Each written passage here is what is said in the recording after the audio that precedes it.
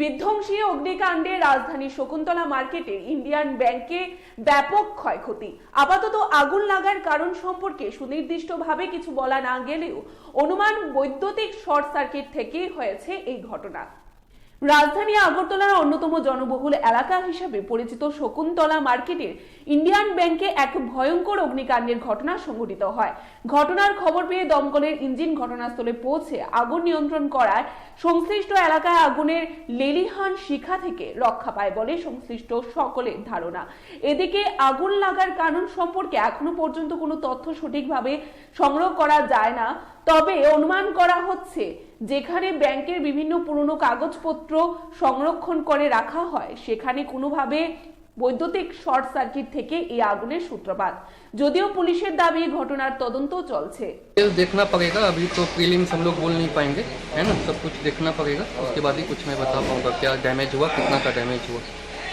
अनुमानित कितना अभी नहीं बता पाएंगे दादा, वही बोल रहे हैं, सब तो देखना पड़ेगा ना। जब तक हम लोग प्रॉपर चेक नहीं करेंगे कैसे बता पाऊंगा। बैंक में कोई गार्ड वगैरह नहीं रहता? नहीं, सिक्योरिटी गार्ड तो नहीं रहता है।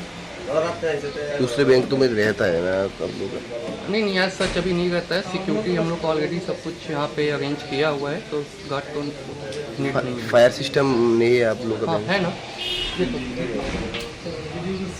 है। कितने बजे लगा? 6 बजे मुझे इन्फॉर्मेशन आया है, तो अभी हाफ एन आवर को लगा, फायर स्टेशन वाले आ गए थे। मैं अभी चाबी लेके आया, ओपन किया, तब क्योंकि अंधेरा था, ठंड का दिन है, उस समय पता नहीं चला, बट अभी नॉर्मल सिचुएशन है। आपका नाम? शिव शांति सिन्हा, बैंक का? Indian bank Shakuntala road.